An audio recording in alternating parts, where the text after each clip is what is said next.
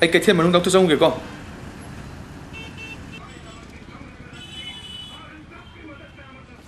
Sinh bột tận khơi ta lâu kìa bà.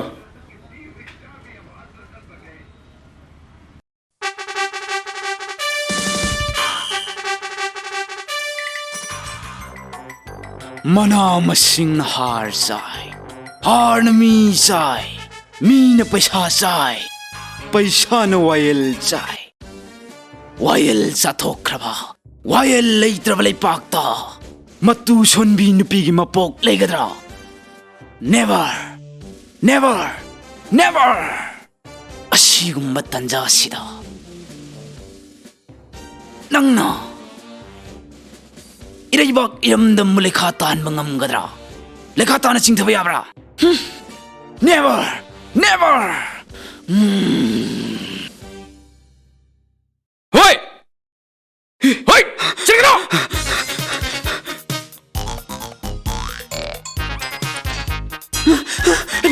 이 박은호 너 박은호 보면 하 타도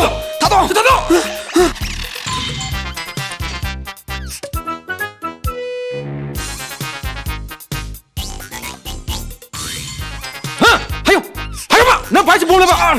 썰 살레바퀴 말아봐 미니. 썰 아직 뭐 파트비 이정도인데. 형이 잘하더나.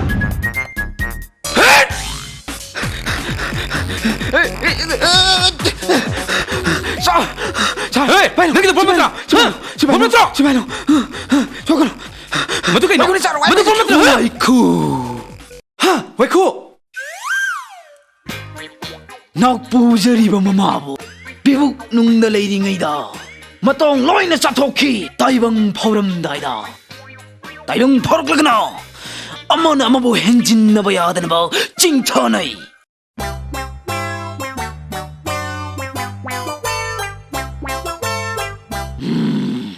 아쑥람 짜쯤나봐 와이쿠 시울라롤리바. 이마드보 이마 레이박 눅시바 미니 하이가드라. nâng tàu đi bật thắc ở đó mama lấy bạc nung xịt màu áo lù cái thiên nó bom bốc khai rồi goodbye sir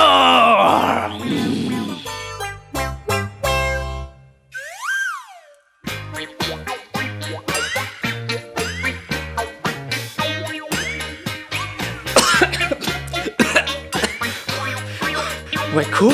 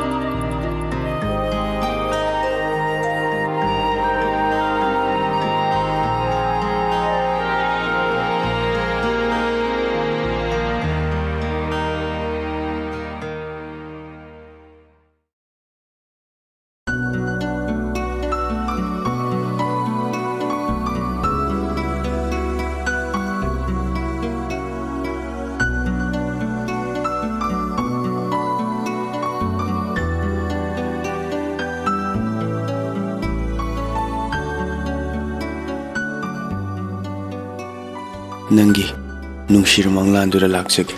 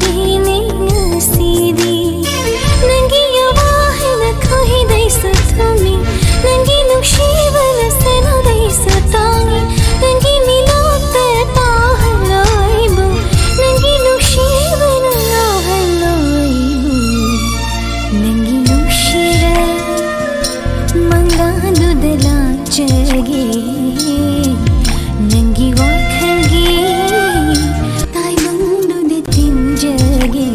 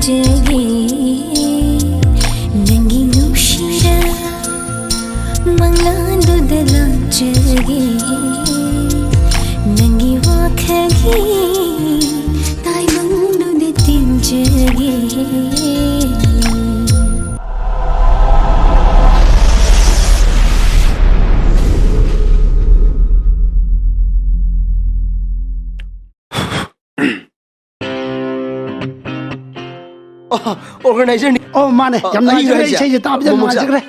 Ozagi keyboard to. Jam ngai isai je tap jam ngai. Ozagi mingdu kari ba. ai gi raisa momosa Momosa. Ngasai keyboard khong. mani ngasai keyboard pai gi Jam nan khong.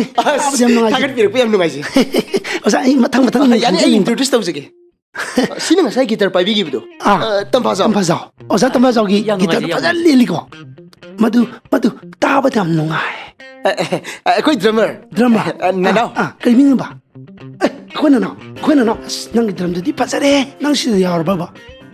Nang di khong na yai bu chiao. Drum do phazal ti ko. Nang mi ko. Jam ngai le.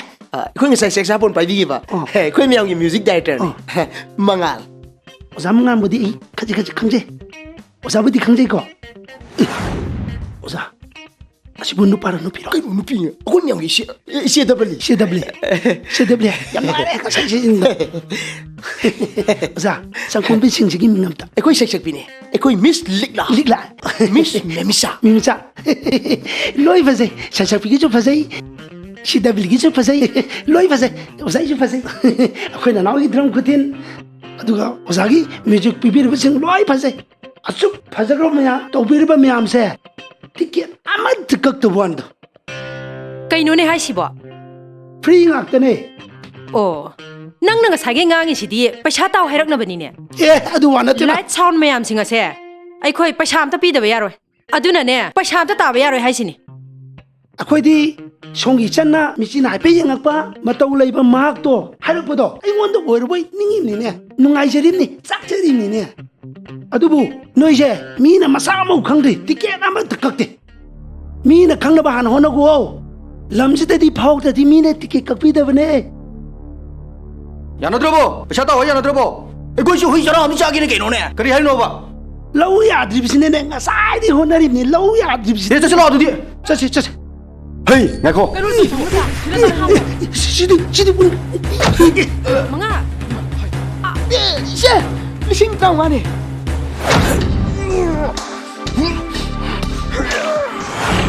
Nangai. Nangai. Jangan no. Manga.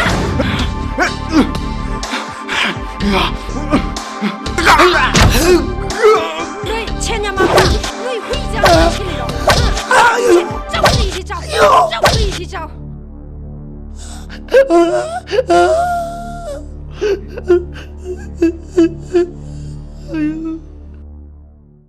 Keset lar mi mai be ma ngasi nasa gi poset phan biwa sang pa mi khudim keset amom to ju leir ga salan gi ba nasa gi sandong phangan biwa pina biu ko ima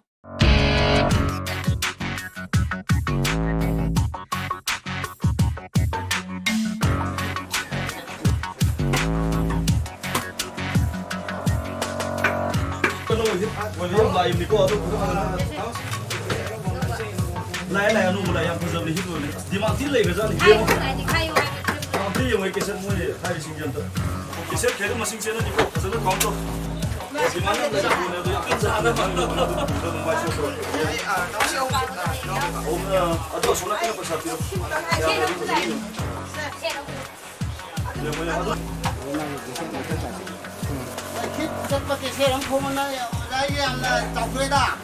Kari bos gitu. Oh ya ni ada soal dengan tu yang minze kiu le mesti tu kok ya tu tu dengan apa lagi? Anu kalau amnya pasal ni mui.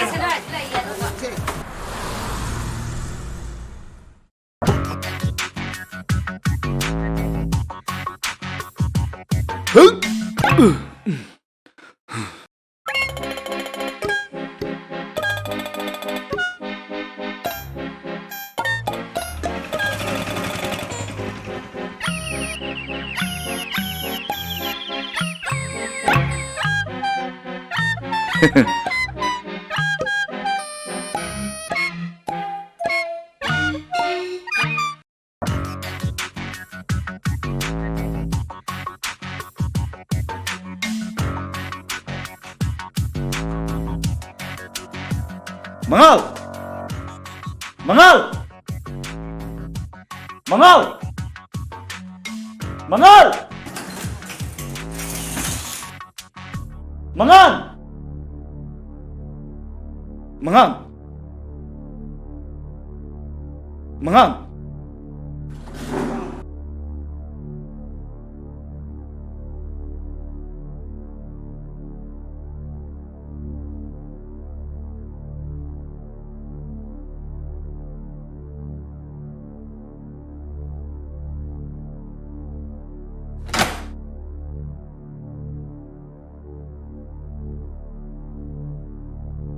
Mangar 5 times aina na khoi sei phongi ba loi phom chale paisa loi mange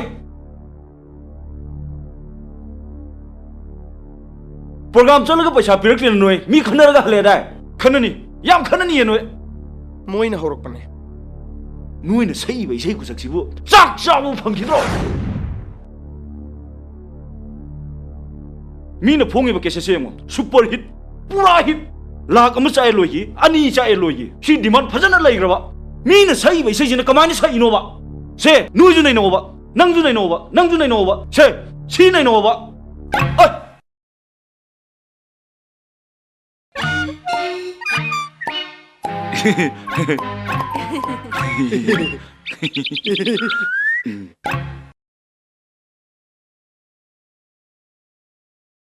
nano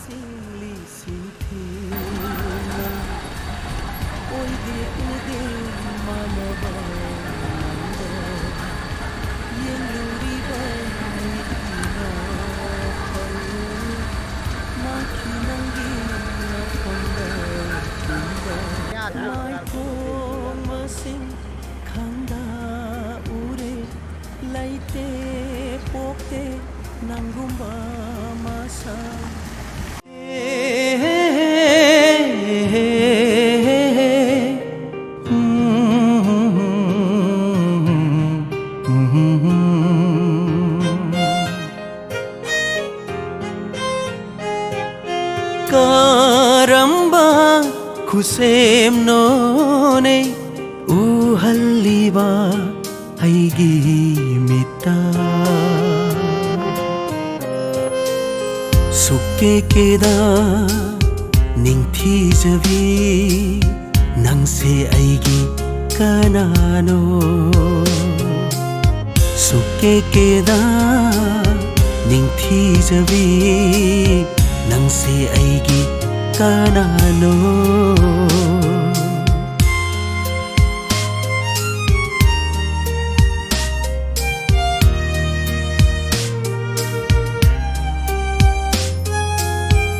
उरीबा मिचिना तमी कयादा फजैको नंगसे कयादा निंखिजै नंगसे खलिबा वाखल सेना हाइरे खोइरांग जै नुंसिजै नंगसे सुके केदा निंथिजबी नंगसे ऐगी कनानो सुके केदा निंथिजबी नंगसे ऐगी कनानो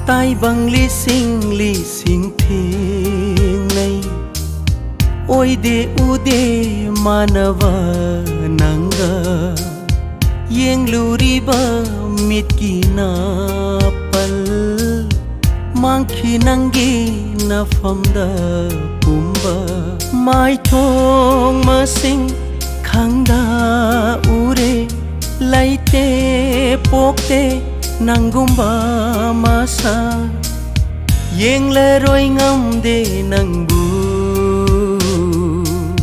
suke keda ningthi jabi nangse aigi kanano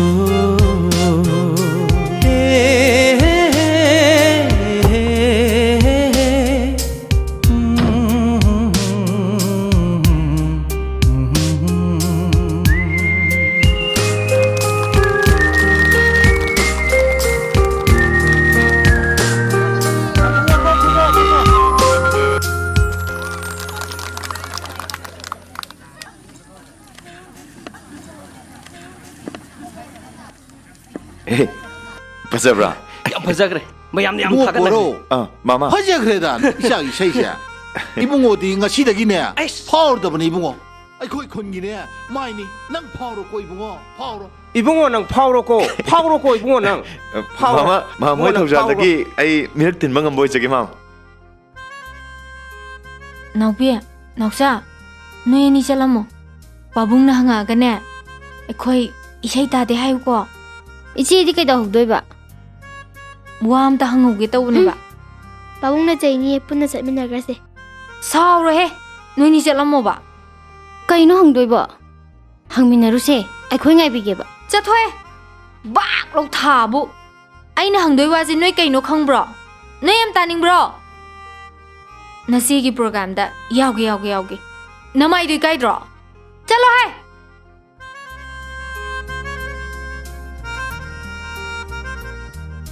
Se, Isa poche sin chelo san Isa ko. power.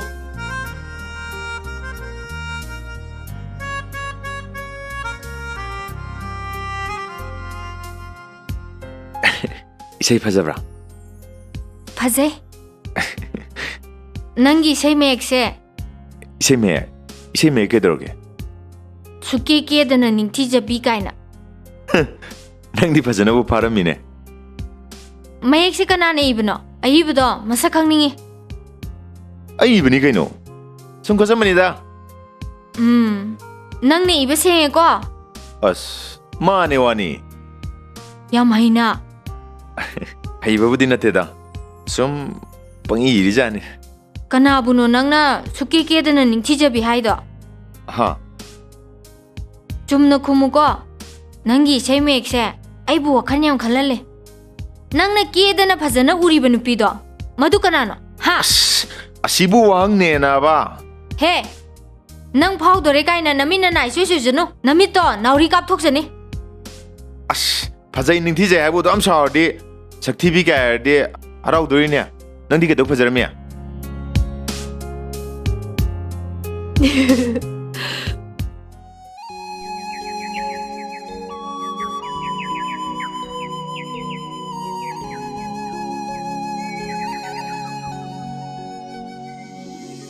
Fajakreda. Hojik isai singa do. On thok na bu nungai kreda. Hoine. On thong na bu nungai krene. Mapai khonjen do. Chap chana lawi. Phang ni. Mayam krai krai chapiru no to bidis fo.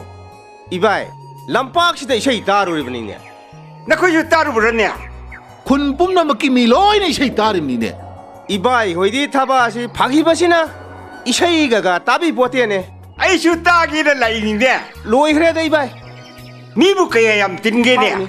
Khun pumna makki mi tilim ni ne. Is. Fagreda anga do. Mai ma khon do. Mai ma khon do. Phau ni. Mapa lawi. Phajai. Phau ni. Magi sei do tabada. Ai di pungau ngau redana.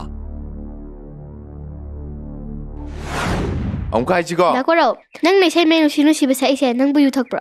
Chathoi. Sei chak bu da kadai de yu no. Is ikai da na ba thak nei haida. Ho doi di thak te ba. Thak bra ni to. Thak tam ni. Noi je da ngo Thak tam ni. Angune. Thak tam ni. Thak bu ju yaro. To. Is khongjare de. Hai la bang du na kai. Moi ma pa chung la. Iya. Kaya sikim don ma kya. Nang ai cha sing kya. ningon ngak na nagai bu chitribra nagai bu chitribra hey chalo na babu isai tabse kai karage nui loi mang ge hai bro machi oi jo oi roi tabda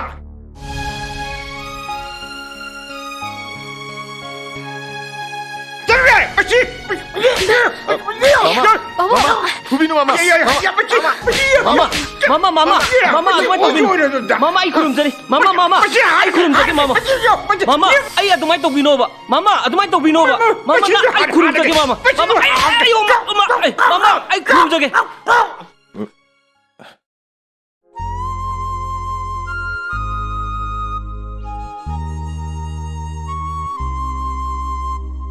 Lehau, noi engge gi nak tlano. Noi papa na noi bu yam phobirani. Lakani. Akhoi babungna khangda baitai ne. Taibang panda isai dagi hena nungsiba aigi di leite. Nangi khonjel se engon dagi lapthoki be yaro.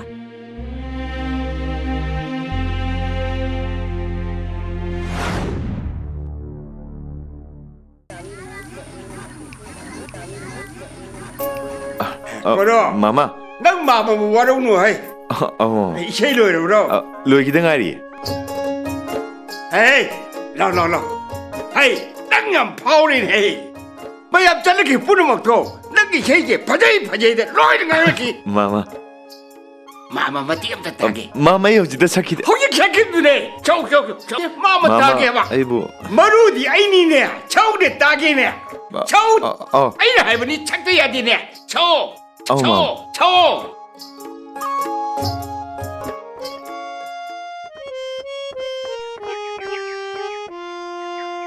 Tai bang li sing thi nei oi de u de manava nanga yeng luri ba mitkina pal Mangki nangi na famda pumba mai thong masing khangda ure laite pokte nangumba masa yeng le roi ngam de nangbu Hey, to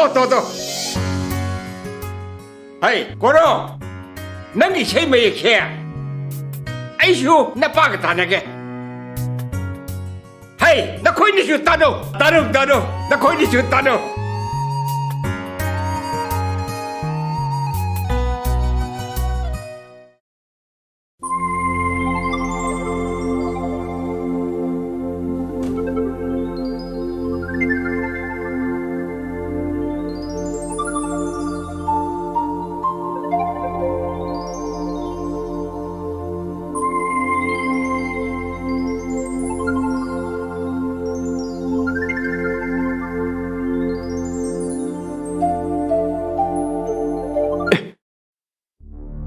Enten.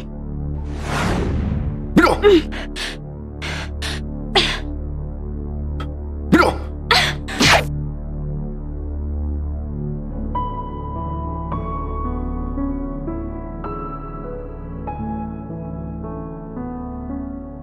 Mi maca. Wakhan maca. Thamoi maca. Mase. Nangondagi aina thajade. Sanade. Mai changa galang behen bane. Ekoi ki miyam ase.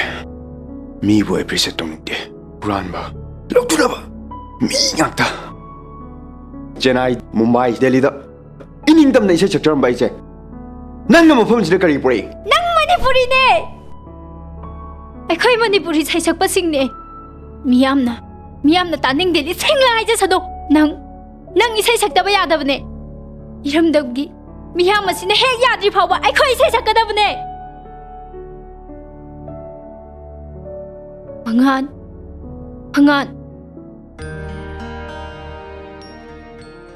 Nang nisagi ipakta amuk hanai roige khanganu. Aigi taibang pana nangbu thong launa hangdu na ngairi. Nisana phawam ta silaklaba maitai nupa singi damak maitai nupi singna lepli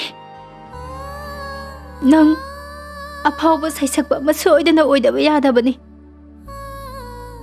maduda sangadaba khudingmak ai ipadagi lawgani ye mangan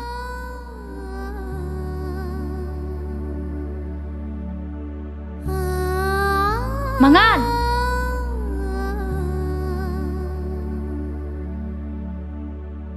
Inga inge hawa langban mera hiyangai thaji dani ne hongduripse tender ma yawbadu phange khanda Karan ngi di hai hai na marup amasu lakadori. ngaikho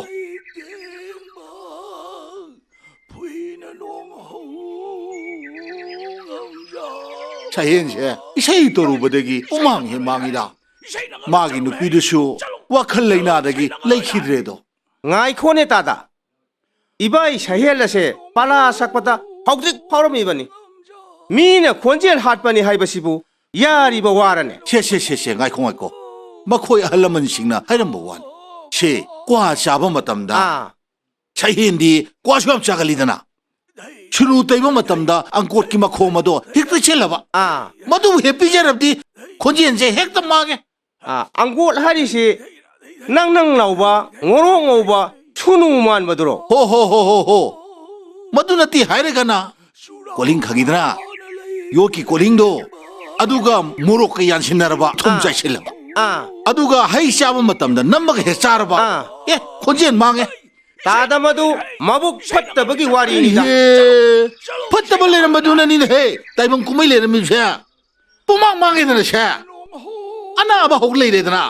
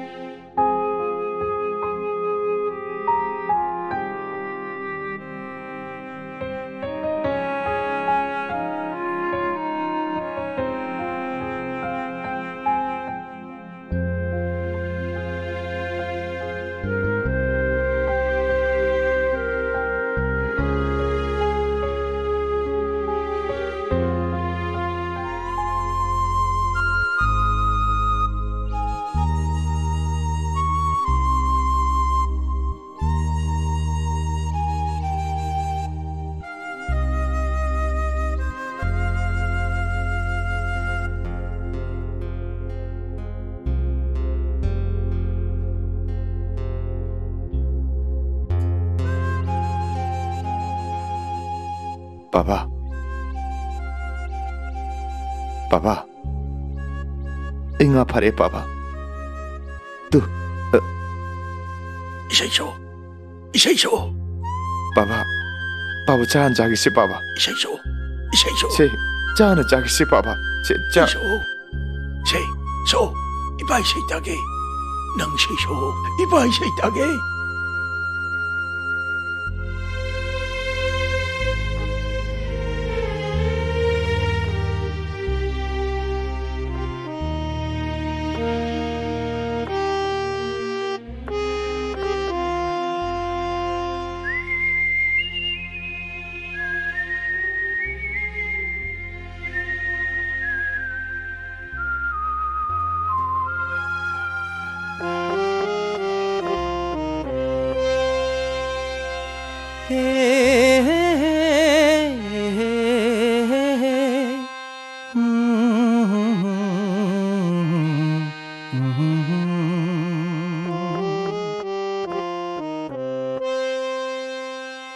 Karamba kusem no ne ꯎꯍꯜꯂꯤꯕ ꯑꯩꯒꯤ ꯃꯤꯠꯇ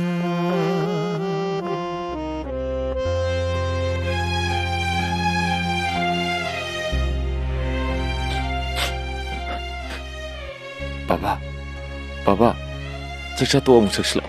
Oh.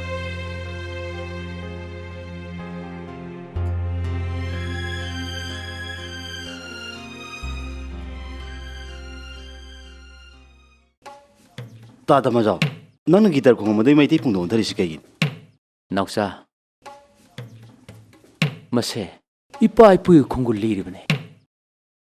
Gitar khongmuna sen tan migi masing nongmu gi hengalai. Ai khoi shu. Mai tai pungna sen tan ba hentok ni yaina. Kaino mosa nangna yumda halani edi. Siti thare e. Yumdane usura leru pharni. Haima. Nangmu usuba hibrane. Ipado apawu usubani. Siki thoktana kana yabi doino. Isi hoi dongna over sa pazunate. Hey, kaino over sat pai dia. Esto yuman chahido. Isi hoi dia over sat ledana. Yongchak tu jo over coat lit ba kai ledana. Isi hoi jo laisabi over coat lit lebani kaino. Hey, chak chadrige ayuk ni ne. Angang khanang kai khangya. Masak ladiga usubaduna hena paksarani nangdi. Hey, pangnok te heno adana kari angang no khangdi ne. ꯑꯩꯈꯣꯏꯁꯨ ꯃꯇꯝꯁꯤꯒ ꯆꯥꯟꯅꯒꯗꯕ ꯁꯤꯟꯐꯝ ꯈꯪꯖꯩꯗ ꯅꯪꯅ ꯀꯔꯤ ꯁꯤꯟꯐꯝ ꯈꯪꯉꯤꯕ ꯃꯇꯝꯁꯤꯒꯤ ꯈ꯭ꯋꯥꯏꯗꯒꯤ ꯁꯦꯟ ꯊꯣꯛꯄ ꯁꯤꯟꯐꯝꯗꯤ ꯃꯥꯏꯕꯤ ꯑꯣꯏꯕꯅꯦ ꯑꯩꯗꯤ ꯖꯒꯣꯏ ꯁꯥꯕꯗꯣ ꯍꯩ ꯅꯪꯅ ꯖꯒꯣꯏ ꯁꯥꯔꯗꯤ ꯑꯩꯅ ꯄꯦꯅꯥ ꯈꯣꯡ ꯇꯥꯕ ꯇꯝꯆꯥ ꯑꯗꯨꯃꯥꯏꯅ ꯇꯧꯔꯛꯀꯅꯣꯕ ꯃꯤꯃꯥꯡ ꯄꯥꯡ ꯈꯪꯉꯣꯏꯕ ꯄꯦꯅꯥ ꯈꯣꯡꯉꯛꯀꯅꯣꯕ ꯏꯙꯧ ꯇꯣꯡꯉꯛꯀꯅꯦꯕ ꯑꯗꯨꯃꯥꯏꯅ ꯇꯧꯔꯛꯀꯅꯨꯀꯣ ꯑꯩꯅ ꯄꯦꯅꯥ ꯈꯣꯡ ꯇꯥꯗꯤ ꯅꯪꯅ ꯖꯒꯣꯏ ꯁꯥ ꯇꯥꯕ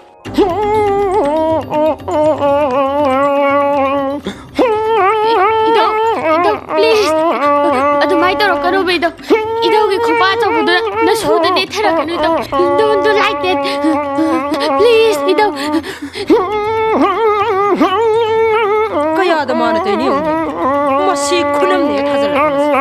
Hey, lishabi aribi. Nari do thatura.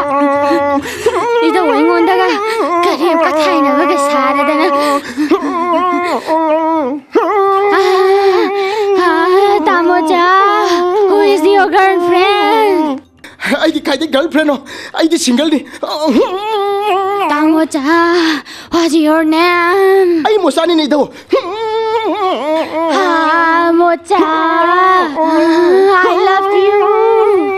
Ido, I know you do. I love you. Ido, I love you. Ido. I love you. I love you. I love you. I love you.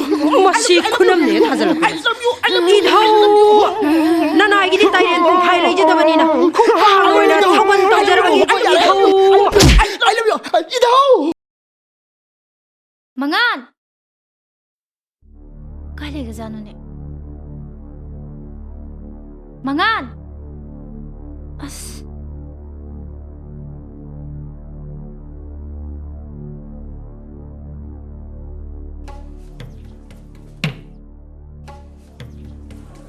Mangan!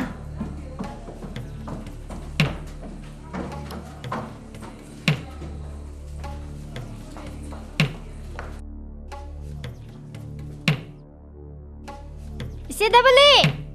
Naungsa! Tatampa! Mangan kay chakige!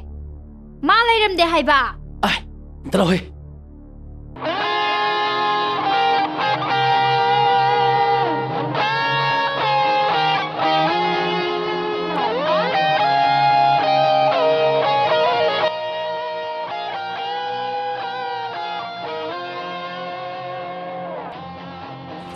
Mangan!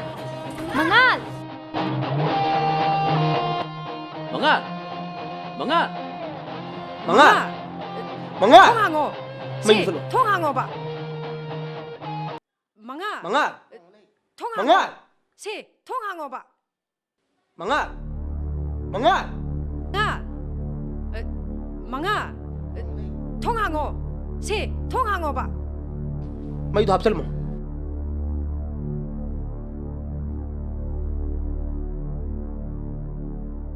Kaitorage? Hongolo dala lay du kaigino. Kay numaitaba leigeba. Sengna kumo. Kay numaitaba leige. Natti. Nang kana khana sina bi. Kay dorage ba. Nang bu tumi leiri du kay gino. Nang mu ngawro ba. Manga. Nang kay dorage hayo ba. Nang kana khana sina bi yorge. Sengna kumo nang numaitaba do kay no hayo ni. Ai chatlaroi ba se. As kay do bu yorge sengna kumo kay dorage nang ba. Nang isay sakdaba yadabne. Iramdagi. Mihang masina he yadri phawa ai khoi isay sakadabne. Ai khoi isay sakadabne. Ai khoi isay sakadabne. Ai khoi. Achawan night ma singedabane.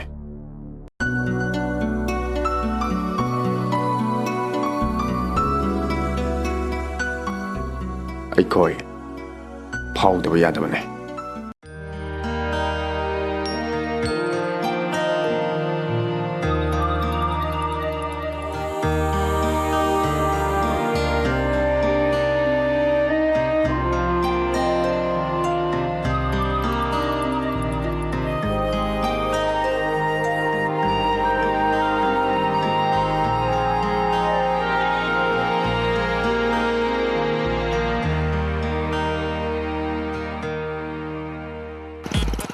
Kamu yauurabani sidani ne moi merimja kai wala hero kai si contact number je pramo soidana yana pangaram hey naya maje bungo kathe lakwan sera kai chalimine tu mani ne kem khalunu ai thok toge lermu ko nang lengdana lermu koro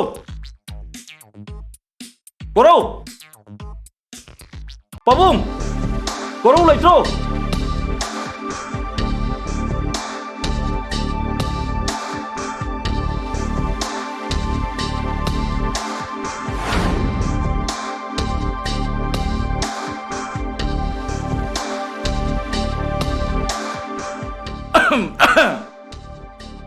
Kathin dong mala ye. Producer tomba, koro. Ihe, ngakang lebih mo. Hai. Oza tomba. Tu. Asijini koro hai do. Oza tomba. Kadam ne yam thajadana. Kana. Ai nangi na nakta lai mine. Kai lerge oza tomba. Nangi sei do phawre. Chaka ka ngai phawre. Oza tomba na putok pidana. Ai oza matam puna magda kaujaro oza. Akhoi lampak tu sune. Ai sei to mayam mamang tu sakrabani mi. Papa. Oza tom boy la yam da tholau ne. Ngakta lensin joza. Yarani da. Nangi sei du da ne. Title loiraga achaw night am sindori bane. Nangon den bhai token lai ne badugia. Oza tom bhai di matik yam chaja de doza. Ya, matik chara dong ni na. Nangi sungke ke da na ning thijabi. Amada salui ning thijabi. Kana gi leira khulak yana khaluka. Ning thijabi makta letrin na wong nglam ne me. Manipur da ne popular oi ba hai base. Letrin na wong nga ba. Madu phawram ne popular oi ram ne. Papa, oza tom malai ye. Isai gi. Nang pesa kya log doino. Kya satke bana. Ai de umta log de da. Oza tom boy na nungsi ba. Aduna dum yaarni da. Nungsibna puktan ya ponte. Che. Si advance ne. Si ne pashallo ne se. Lising tara ne pashallo. Nang na ne numitu da lakda prokau yam pan ba. Marang kai ba. Chatcha tor lakda ba. Phal di sei sakpa hai bise. Paisa gi pakte tillam ni ne. Zoro nang naga yapsan ga da ba tau ga da ba. Ye yam lai re. Nang phau dur ba ni ne. Miyam nam sa khang dur ba ni ne. Hoi. Handak thagi last Sunday se. Sida soibe ade ko. Ai chom ni ko. Sha si khoi gi contact number sida dum phaunar je. Ai chom ni ko. Chopa ya dam ne. Mayam dai na loina ya ne na hairam ba ni. Pabung do. Ai una roi. Ko na una ga. Ai tin do ke za. Yar ni tin do ra no. Ai chopa ya de. Last Sunday ni ko. Ai chale ko. Phare le hore.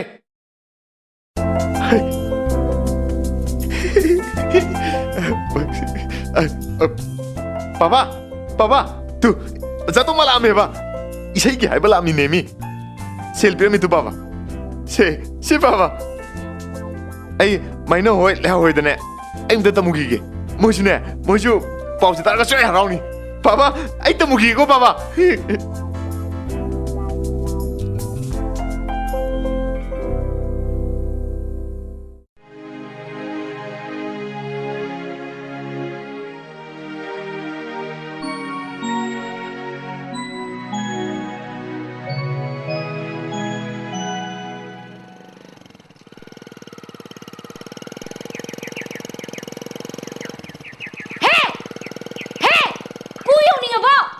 swai ma zaman de ne sak sing jiga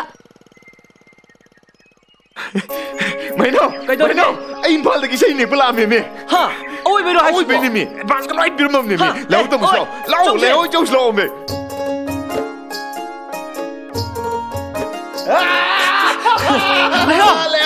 Leo ai sei program bani ba hauji ki sei ki program hairam me me impal cha ka doi ba asing be ni me advance asing be ne ba pirmam ne me ka bra mathang ni ne no ma ji roi ba no ma ji je stay sak ka doi ba ka bra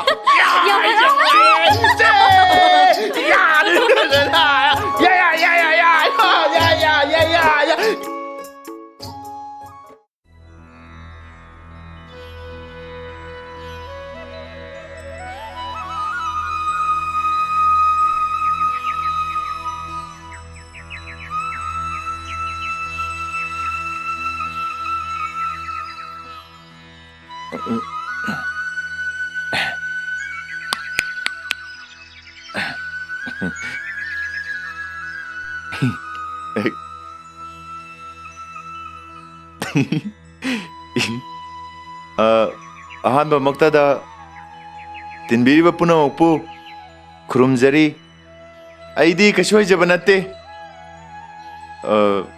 soikiba yarsu mayam ngakpigani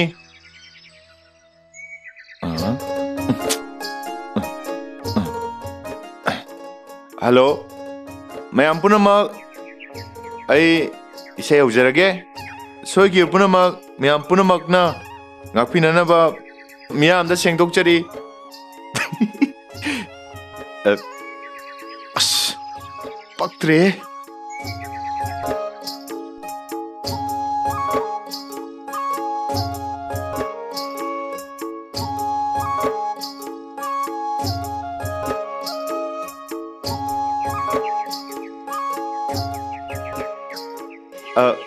Anisuba aigi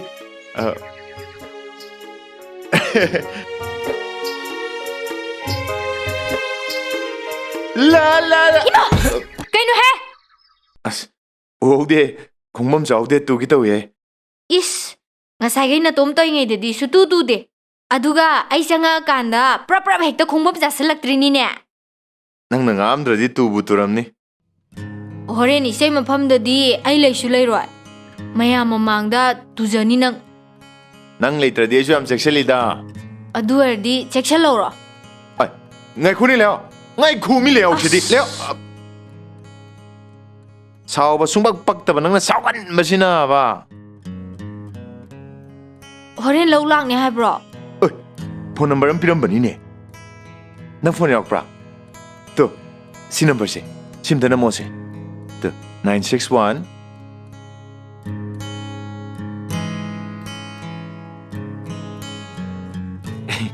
Cepra. Chale. Hello. Ai ko rone. Se isai baton to biramba organizing do natabra. Hoi, mane. Oh, ai lawba lakpigadra na. Isana dum lakpiro. Tin bagidi ai koina dum tharang tawjari. Phani. Kay haino. Isana dum lakjaroi thinbudi horen thinbigi asilamni ne moisu moi sei sinba organizer sing do chinbane ba yamna ado isai do adum phajana sakpa yardra ba adui shum choparoidra hai ba nang yengera yenge saura ba sauba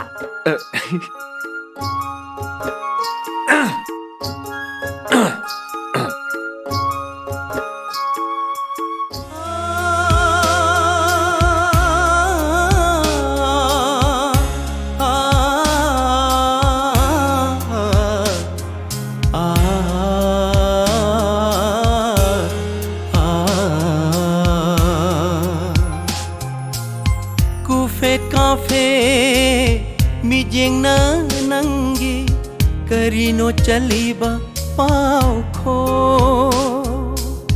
tangang la chinbal ngaura ya ton yeng bai pen ba नाइदरे थमोई मिहुं तनिक्ले ऐगी हाइरो नुंसी हाइना सुके केदा निंथी जबी नंसे ऐगी कनानो हायुने सुके केदा निंथी जबी नंसे ऐगी कनानो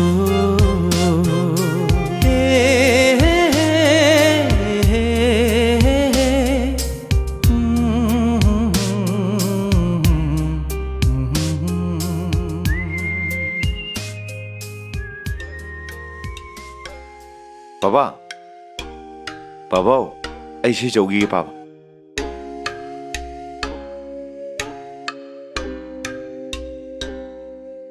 Mama.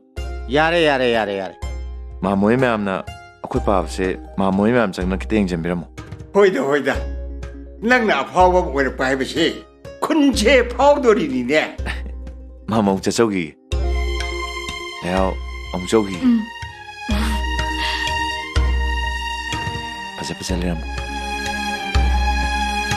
Tesla. Masana tabani. Imong manung ay do oidoram nina. Ibai gi shanu pi lay hauga, koruga, angang ani she, angang wering ay degi kang shanar I hai bse. Kung ngang dagi na hallo bai koi phawa loy na kangine.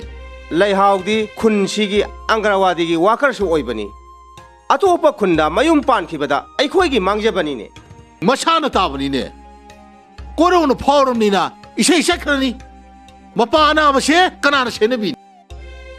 Makoy ani bul hong bi na si hai bse, kun gi lay pung phambang ngang na re. Mashe, ibai thamogi ware mamna, kun gi manai ba koi ga dori bani. Matam gi tho wa hai du ni da. Tho adrabadi isha thajaru hai bi ri bro. Hera ita. Isha nu pi su mare ri. Masibo na koi na gi po khung ngai dre su. Kun na phado do dum to yo. Hera ai de yer pi ga da ba ni pa su na tam du. Hera na te cha da ba.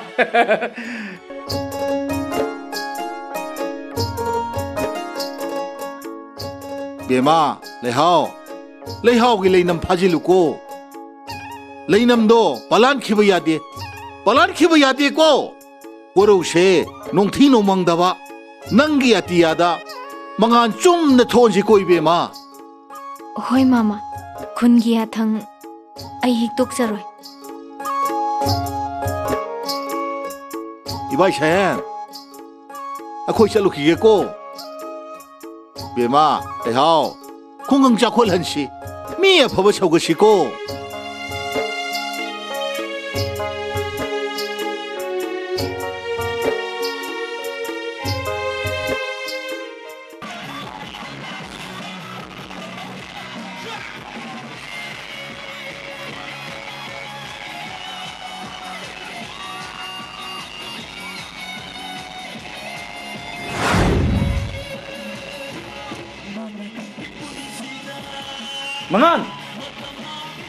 Mangan!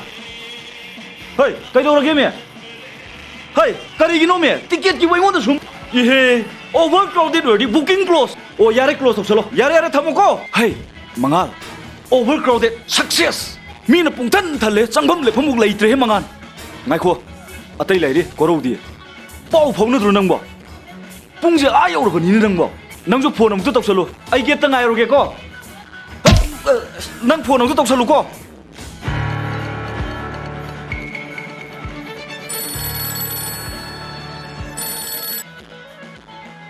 Hello. Say silmalang kang guro. Phone tori ki police ne. Manisha. Kari ni ha nang ning do. Oh, at ko wai ba kana no ma. Koro. Ado si ne mi ro ta halo hai bro. Awu Janisha, jangan biasa.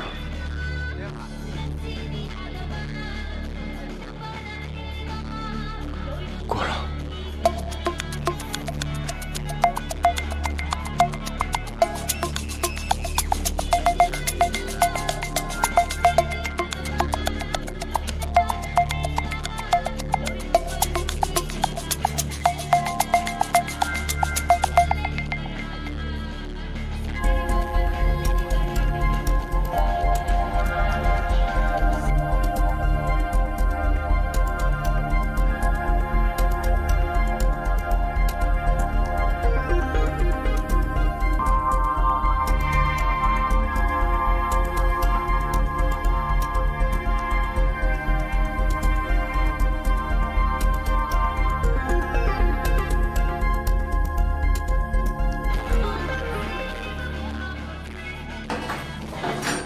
यानी thank you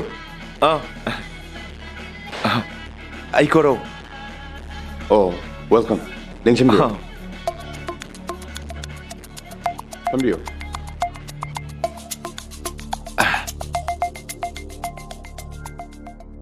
Ay, mangal. Oh. Outside the study tower. Western music. Ay favorite. But aikoigi indigenous hapsangdana. Public show tawi. At least 50 lakh.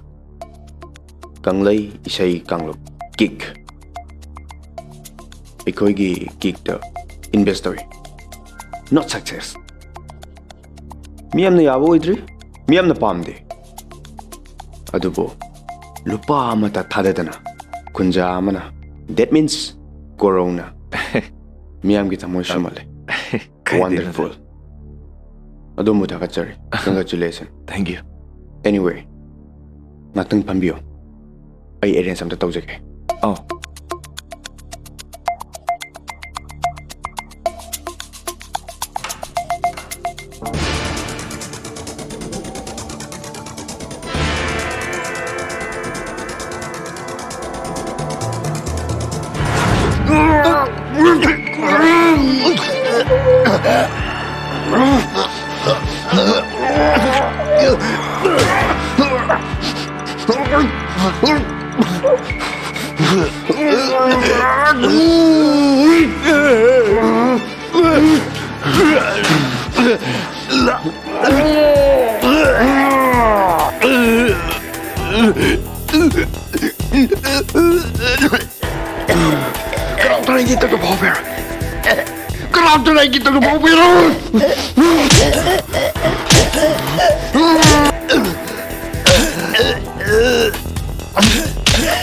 Hey, menung dah kena ke tu? Tu jangan tu. Tu.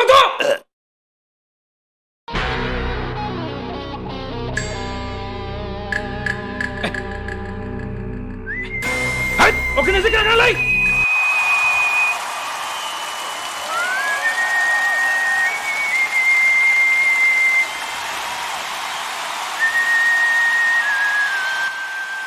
Sarai khune sinjam ni. Ha? Sekian no. Sekian no. Hai. Hai, cepat jalan. Jalan lagi no.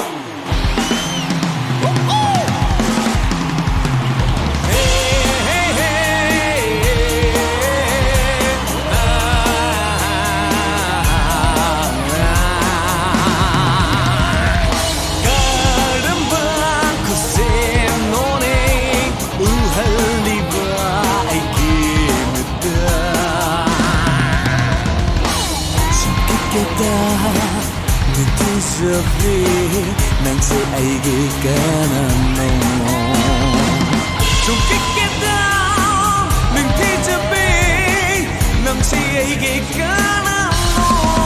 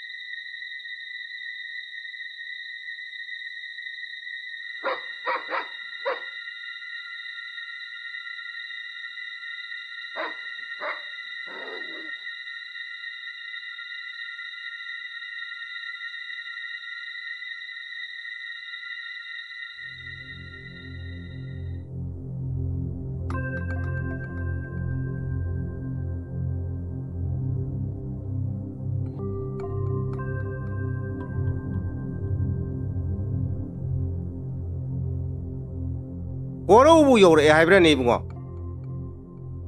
Hoi mama. Paking tagi le hago changminarani. Nakhoi na ngangnariba wasina sumboirabadi onthok nuai khidreda. Aduni mapa siju ichei phawgar ko batamda mine khojen mahan ki. Macha siju ichei phawgar ko batamda khojen mahan ki ba. Machi mung nungai tab leite. Mama. Masi mi mahan mani. Ai di sei kauriba mi singa do. Amamam tawina sang yeng na ningi. Masigo mase makoi mathalu kamu ne khar kedin tawi. Tapthago. Ai na haibam leiri dana. Isei kau mi sing do phare ai dai ne. Mama, kurugule hogodi lai.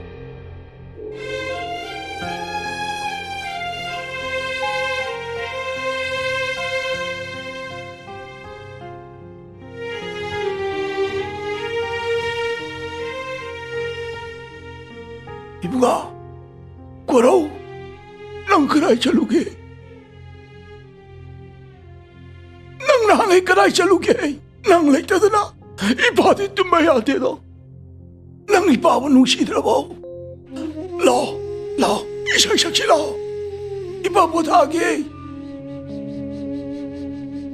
마마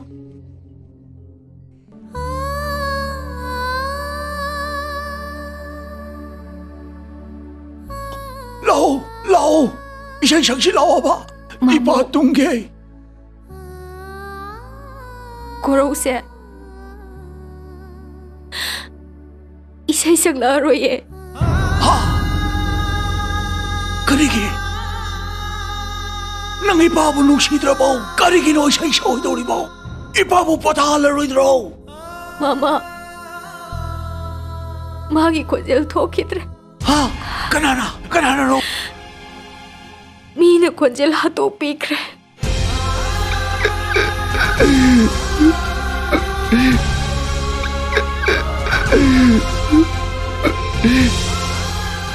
후란 마차 미는 미부 후란 말람 미 후란 마기나 거기 새도 가야로 좀더 잊어봐야 거기 몰라 롯보로 해봐야 바로 나 거기나 밥을 보디 타와야 지솔라오라라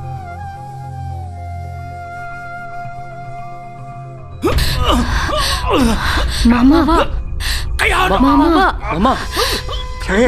아무 때나 보고 이봐이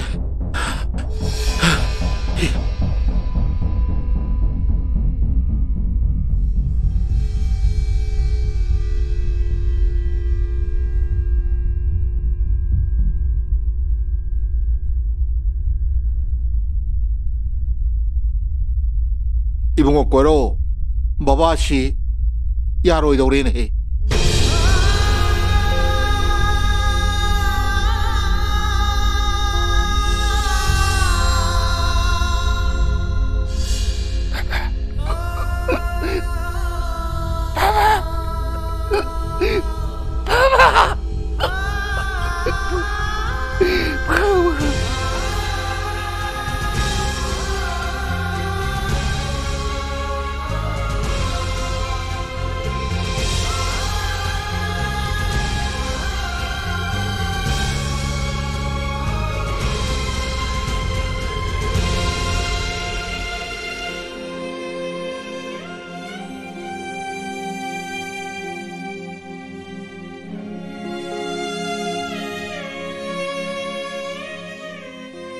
루에레네. 시대에는 파우리에 깨질래게. 파워보이브 파우리게. 세 신이 머니푸르 시대봐. 깐나 호나바 ngakten 미제 파워가 되버티. 락다 파워부지 얌 투리지. 마루 파워바 로터리 파워바 혹시 파워바 밍 파워바 락 ngakten. 아 마니. 파우리는 허직디에 거의 프로그램 시 마탕 제대로 아니 케노. 머니푸르 시대 밍 파워드라바 미 파워드라바 까나 모알로 비자라티. 혹시 거의 파워룸이나 무카이. 야래. 묵부 야래. 뭐야? 양봐 아무튼 저렇게 하. 정어 이거. Cây tan chưa ba? 양봐 프로그램 수기 함 상 레비르게 아씨 뭐 프로그램이 쌍로 풀로래. 상는 분노에 해비리시고 타기하고 비르게 Era tha da nate sahi rom danida. Program kung garjane. 마탕 제희 욕실라버니다. 말레 망한기 수기 깨드는 퍼져비 하비 세이도 모두 세이도 아코이 레가이 하는 우싱네 소나 레이럼네 Nang tar ba ji ba? 따자래 ꯑꯩꯗꯤ ꯍꯥꯟꯅ cassette ꯂꯩꯔꯒꯁꯨ ꯇꯥꯖꯔꯕꯅꯤ ꯑꯁ ꯇꯥ ꯂꯩꯔꯝꯃꯤ ꯌꯥꯝ ꯐꯔꯦꯅꯦ ꯑꯗꯨꯗꯤ ꯀꯔꯤ ꯂꯝꯒꯤꯅꯣ ꯀꯔꯤ ꯇꯥꯡ ꯀꯌꯥꯒꯤꯅꯣ ꯍꯥꯡꯕ꯭ꯔꯦ ꯍꯟꯗꯛꯀꯤ ꯂꯥꯁ ꯁꯟꯗꯦꯗꯣ ꯑꯝꯇ ꯆꯪꯕ꯭ꯔꯣ ꯑꯝꯇ ꯌꯦꯡꯒꯦ ꯌꯥꯅꯤ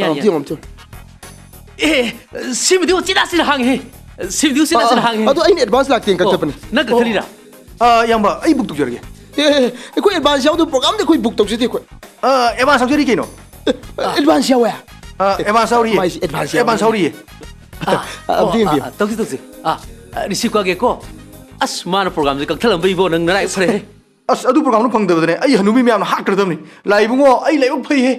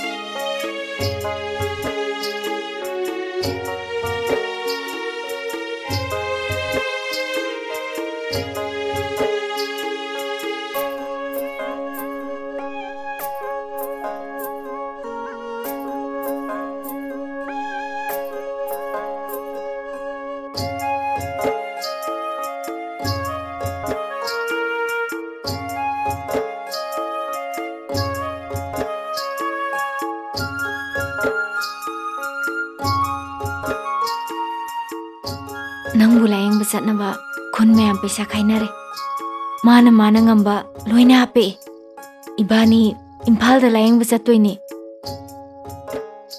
ꯀꯩꯒꯤꯅꯣ ꯈꯨꯟ ꯃꯌꯥꯝ ꯋꯥꯅꯕ ꯁꯤꯜꯂꯤꯕ ꯑꯩꯗꯤ ꯀꯥꯟꯅꯗ꯭ꯔꯕꯅꯦ ꯑꯩ ꯂꯥꯌꯦꯡꯉꯔꯣꯏ ꯀꯣꯔꯣ ꯀꯩꯒꯤꯅꯣ ꯅꯪ ꯑꯗꯨꯃꯥꯏ ꯍꯥꯏꯔꯤꯗꯦ ꯅꯪꯒꯤ ꯈꯣꯟꯖꯦꯜꯁꯦ ꯃꯥꯡꯕ ꯌꯥꯗꯕꯅꯤ ꯂꯩꯍꯥꯎ ꯅꯪꯅ ꯑꯩꯕꯨ ꯂꯥꯌꯦꯡꯕꯤꯒꯦ ꯈꯜꯂꯒꯗꯤ ꯑꯩꯒꯤ ꯏꯁꯩꯗꯨ ꯁꯛꯎ ꯑꯗꯨꯗꯒꯤ ꯐꯪꯉꯛꯄ ꯄꯩꯁꯥꯗꯨꯅ ꯂꯥꯌꯦꯡꯒꯦ ꯍꯥꯏꯔꯒꯗꯤ ꯑꯩ ꯌꯥꯒꯦ ꯑꯩꯗꯤ ꯀꯃꯥꯏꯅ ꯁꯛꯇꯣꯏꯕ ꯁꯤ ꯇꯥꯔꯁꯨ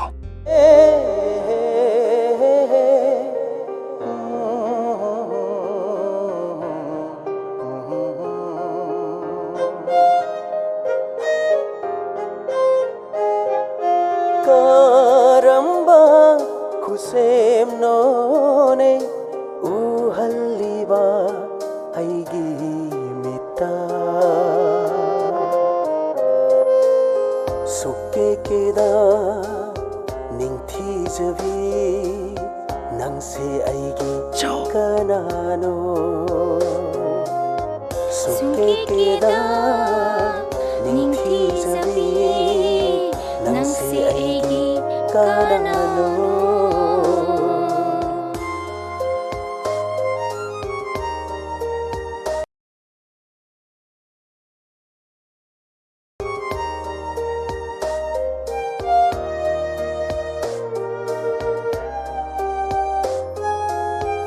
uriba michina tami kayada fajai ko nangse kayada ningki jai nangse khaliba wakhal sina hairi khoirang jai nungsi jai nangse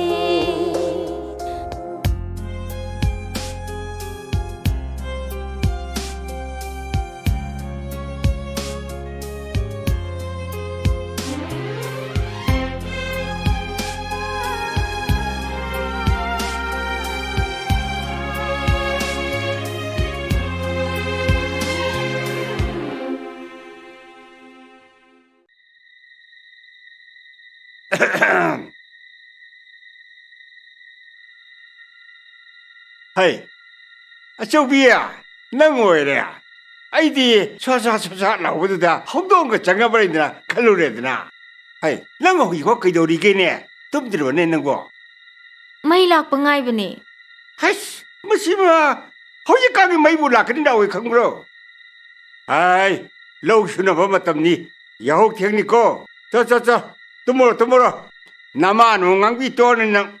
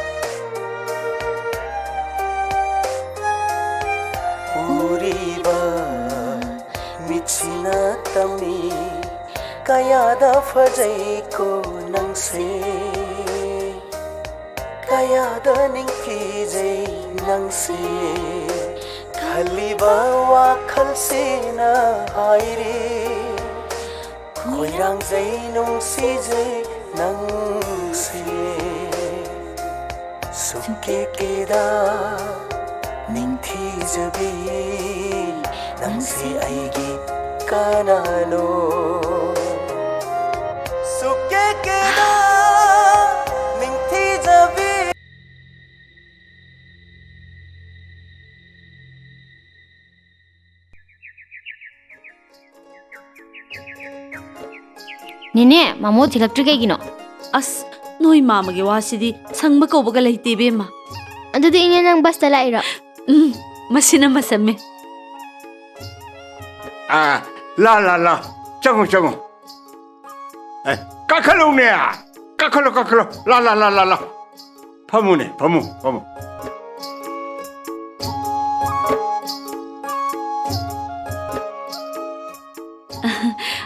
Tasawa. Ina malaitro. Nana madie nang lagani khangdamina nga khara yone na khwarman kithe chakhi. Nang wa hing rek pa yaroi dori bro. Tasawa. Ahing dilai raroida. Anganga ni du school chakri. Moini school de halaktre ngai da ayum yongna ba satoini. As akhoi ne tonjidi hobe heta lai. Nangi chirau bai posi di thilaktrasu yai. Angang ani do pora aga ya ahing amata su laite. Khande akhoi ne tonje angani sumpu bakte. Imausa. Nakoishu ahing wai soidana khangakani. Ine toni hata duna tawrine. Nawi, naksha. Yaro. Nani ton mathog yam chinmani ko. Hayeng chako wadane adum lekcheni. Hey, nga khara bigi pawung ne pukkei ko banga nga pharu ke ya.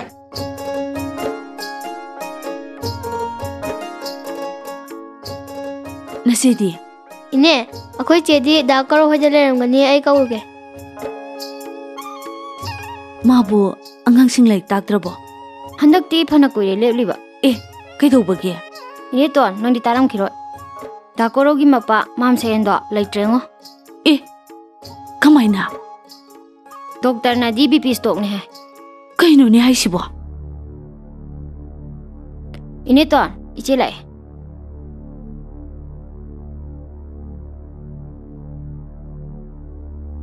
Nongcha, chalo lo sila. Oi iche.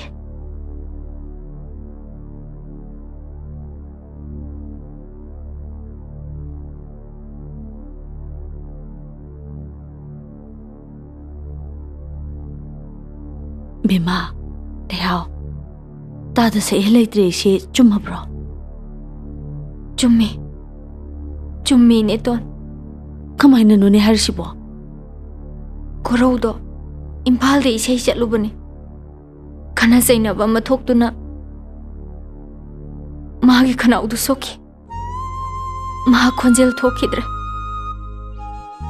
मधुगी नुंगाइतबदुना महामदो वांथदुना लैखिदबनी करिनुने हारिसिबो इनेतोन कोरौदो खुन ma'am Sen खाइनरगा लहेंगसी हाइदुना वारेपनारे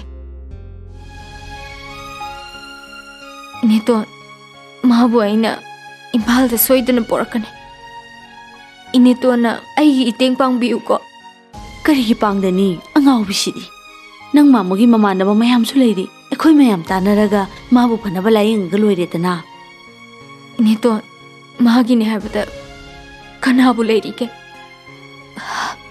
मसिनने खुन मैम चंगना सेन खारगा महाबु लायेंगसे हाइना वारेपनारिबसे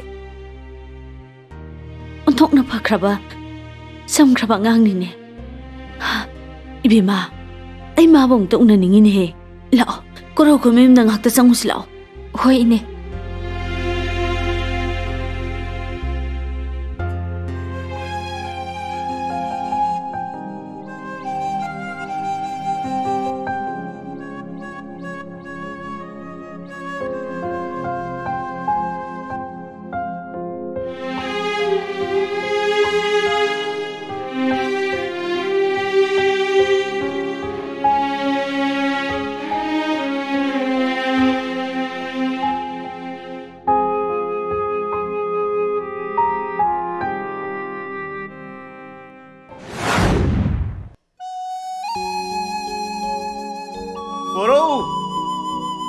Pabla hey.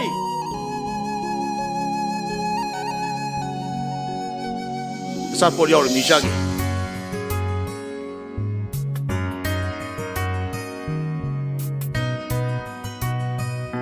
Ngai khone nang bui bungo.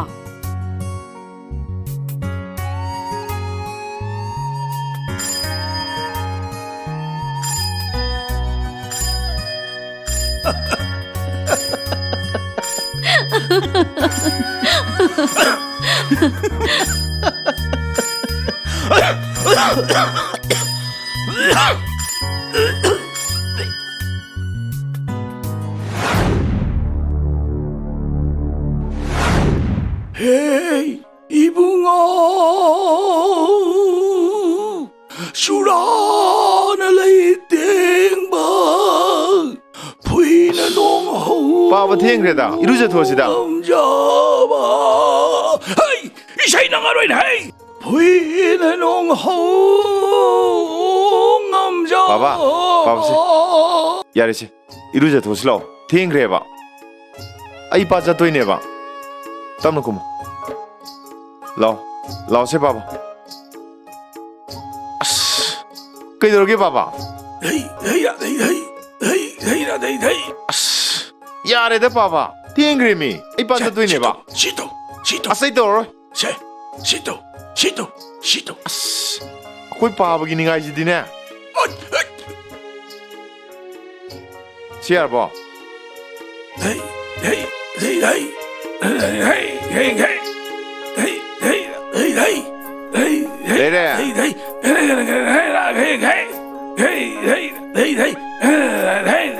Yare ko Papa Lo Stengre ba